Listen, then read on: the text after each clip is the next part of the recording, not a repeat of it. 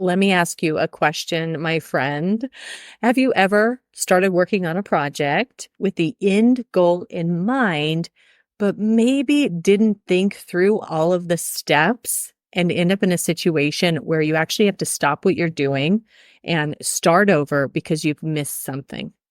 I know this has happened to me more times than I can count. And honestly, it reminds me of the differences between how I do something and how my husband does things because he always thinks through the entire process to its fullness. But what I'm trying to get out here and what I really want to share with you guys today, this is going to be part 1 episode about burnout and the stages and symptoms that come before full-fledged in the bed, can't get up, burnout that nobody wants to get to. And the reason why it relates is because at that moment, when you are stuck in bed and you literally are in adrenal fatigue, you can't do anything, you can't go anywhere, you have zero energy to put forth any kind of work projects, at that point, it's gone too far.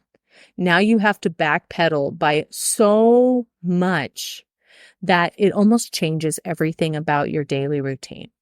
Now, we can learn a lot of lessons from this, and I'm not trying to take away from that fact because many of you have already been there. You've already seen what this is like. But a lot of you are in those beginning stages, and in those stages, we have more freedom to start fixing the things that are not working efficiently and change the course of where we're headed. So that's where I want to catch you guys. That's who I want to talk to today. Let's go ahead and get started. This is part 1 of the stages of burnout, and part 2 will be released later on this week. All right, guys, here we go. Hey friend, welcome to Deep Healing for Creative Entrepreneurs. My name is Aubrey Bahr, and I am a subconscious release technique practitioner and photography business owner. I know you are sick of ending your day feeling overwhelmed and exhausted, and you are seeking a solution to help you feel creatively inspired and actively engaged in your business as well as personal life. In this podcast, we are going to dig into any limiting beliefs or subconscious programs that are keeping you in a space filled with anxiety and stress. This work is not a temporary solution for your life. No. This is a complete transformation. So grab your coffee or tea and let's start you on the road to healing. And let me just say, you can do this, you are worth it, and you are meant to thrive in life and business. So let's dig in. Now, you guys know I do things different around here, okay? I always approach everything with the root cause and root subconscious programming in mind. So when I look at burnout, I'm not just going to throw a bunch of symptoms at you that you can find on Psychology Today or some other random WebMD website, okay? I'm here to tell you exactly what's going on in that subconscious mind that has led you to this space. So if you're ready to go deep, to open up your mind to the possibilities and to allow yourself to recognize patterns in yourself, I think this episode is going to be excellent for you. And I will say right from the beginning that we do ourselves a disservice by labeling burnout as that pure exhaustion. I can't put out any other thing that's productivity related in my life right now. I am absolutely stuck in my bed, no movement whatsoever, adrenal fatigue to the highest, right? When we label it in such a way, we actually take away from the fact that a lot of us experience pre-burnout symptoms. Okay, there's a ton of us who are in these stages in the beginning where we could absolutely turn this thing around, turn this whole freaking ship around before it hits the iceberg, right? So here we go. One thing I want you guys to recognize is that your subconscious mind is telling you all the stories that your conscious mind is excusing away. What do I mean by that?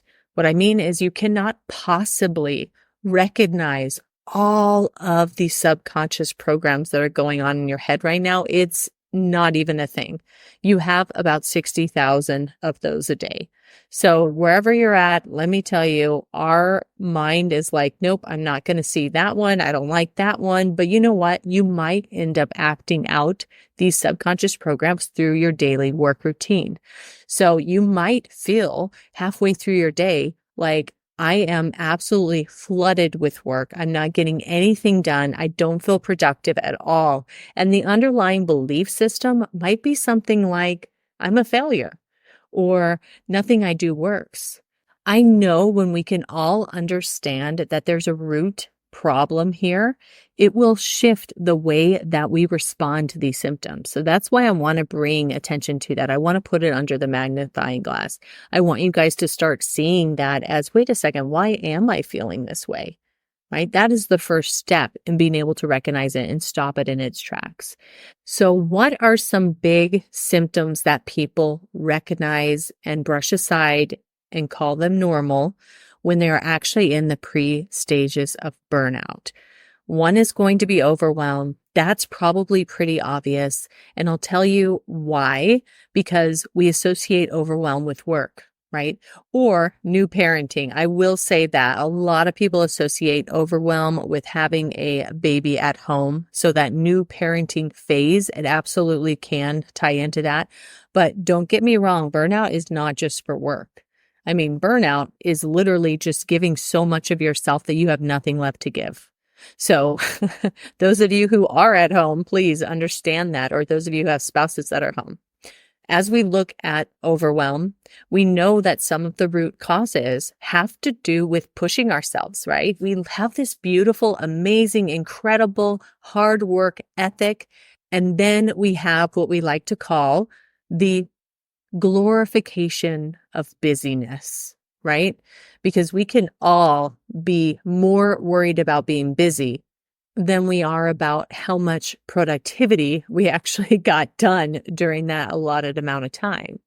Another one that I want to bring to your attention that gets misunderstood and overlooked constantly is being short with people, having moments where you feel super triggered, being short with your family, with your kids, with even clients. Sometimes it gets to that point, but having that anger and frustration just like snap is a huge indication that you are on the brink of burnout. Now, there's obviously more going on in the surface than that. There is a lot more around boundaries, not feeling like you have control, and not feeling like you're appreciated. I would say that.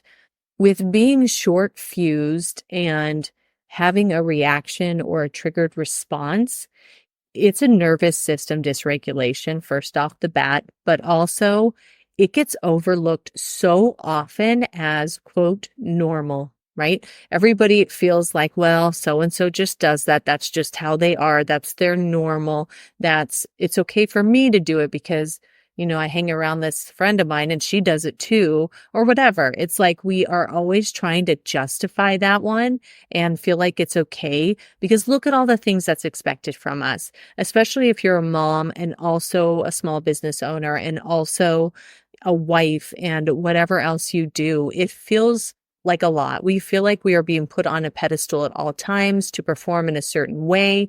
And when we lose that by showing forth that we are frustrated, that things are not perfect, that definitely comes across as like, okay, it's fine. She just has a lot going on. But I challenge you to look at your life and say, okay, what is it I'm not happy about here? What is it that I feel like I'm being pushed into? Let's not justify these symptoms and forget about them. And listen, it's okay that some of these symptoms suck. It's totally okay. I'm not saying don't do anything about it. I'm not saying don't feel shame. I'm not saying don't feel happy that at least you can recognize it. Wherever you feel is great. Emotions are not inherently bad. They are actually neutral. But what we do with them, the way that we guide our lives, depending on how they are showing up in our world, is the most essential thing we can do as parents, as business owners, as whatever, everything in life, okay? That shows emotional intelligence. The next symptom I want to bring up in the pre-stages of burnout has to do with being inspired. So many of you are feeling super unmotivated right now or uninspired. I see it all the time around me. People think they have lost their fire because they feel numb about their creativity.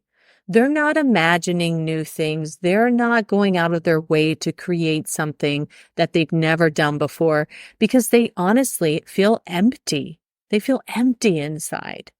Right? When we work ourselves to the bone and we don't allow any kind of recuperation or grounding or daily routine, we absolutely get into a situation where we are not even feeling like doing our job. Now, you might physically have energy. You might physically be like, well, I'm just going to go for a run instead. But it's the emotional and the creativity that gets turned off first. So notice that the adrenal fatigue comes after this point. That's why I'm bringing attention to it, because I want you guys to start noticing these early on, tackle this before it becomes full-fledged burnout. Now, I'm not just here today to spit some things at y'all about the subconscious mind. I also want to get you thinking in a different direction when it comes to this topic. I read a survey about people who have experienced burnout. And in it, it showed that almost 3 times more people were likely to quit their job because of burnout. So feeling like you need to quit, feeling like there's nothing left for you, not seeing the opportunities around you, being closed off to all of that because you're experiencing burnout symptoms really puts perspective on those of us who are in the creative community and have seen hundreds of businesses close this year. Now, they may have had their own reasons. I'm not discounting that. But consider that a lot of those were people that were experiencing burnout and didn't know how to navigate it. They didn't know that's what was going on. They didn't know there was a way out. More importantly, they didn't realize that there's a simple system to be able to get to the root of these issues that are causing burnout. Now, another thing that this same survey said was that these people are 13% less confident in their job performance.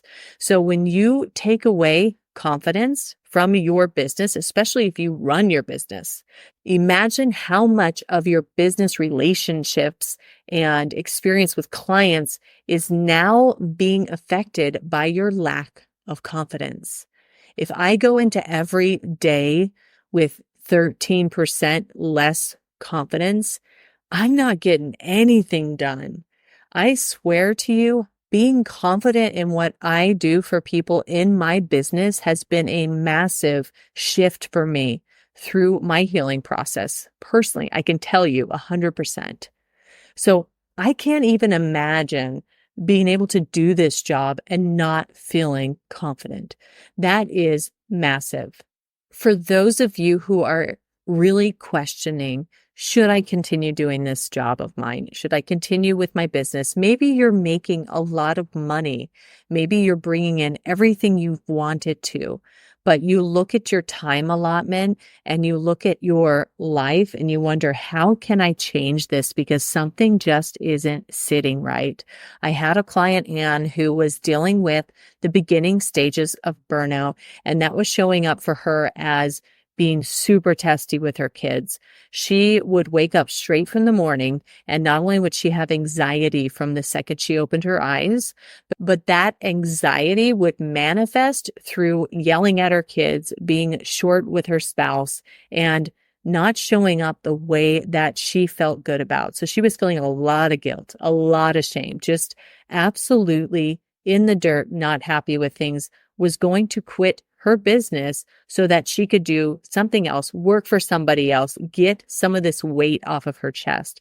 When she realized all she had to do was heal her subconscious programs that were keeping her from having boundaries. They were disrupting her ability to take breaks. They were telling her that she's not good enough to do a lot of work in a little bit of time. They were the opposite of what you would want from a growing, healthy, wonderful business that provides for your family. And so when we were able to go in and start chipping away at these thought processes that were inundated her every day, she instantly felt relief around her children. She was not constantly attacking them. She felt relief around taking breaks. She set up a schedule differently and prioritized what she needed to do first thing in the morning versus later. She did things that were super creative, super imaginative, and behind the scenes in the morning. And she scooted back clients to the late afternoon that were a little bit easier for her. And that way, when she finished with her clients, she could walk away from her desk and she didn't have to come back to do any back end stuff for the rest of the day. So there's a lot of ways around this. Now, she got all the help she needed with my program, Deep Healing for the Creative Soul. And I've now opened that up to allow for a group to come in without private sessions. It's $888 and it's a 4-month long program.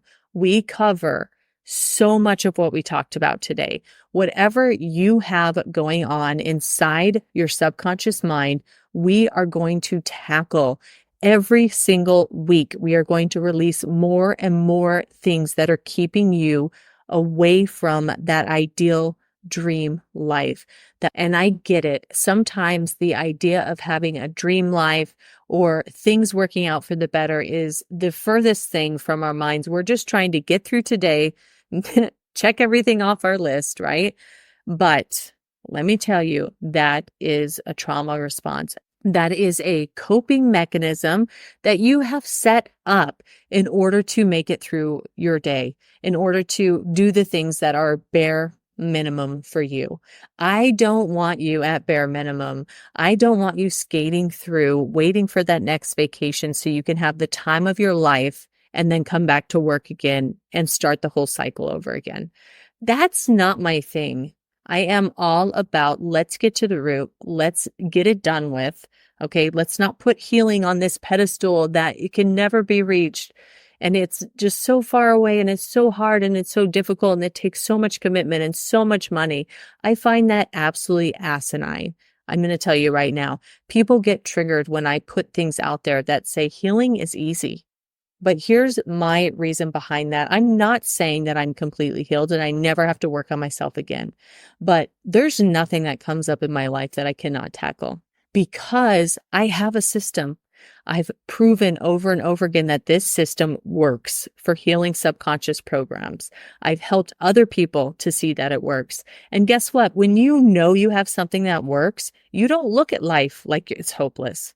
You are not worried about every single day. You are not feeling bogged down by all the things you have to do. You feel like actually life is working out for me. Whatever comes will come. And so it is. That's it. That is living in a different dimension than what most people do. And I understand that. But don't come at me with, oh, healing is so hard. It takes so much money. It takes so much time. It takes so much effort. I'm not here for it. That is not my vibe. That's not what I do. I can't even allow someone to try to justify that to me anymore because I've seen it over and over again be the exact opposite. So stop letting those stories in your head take over and let's tackle these symptoms today, because you putting your priorities on your emotional wellness will pay you back in dividends 100% of the time.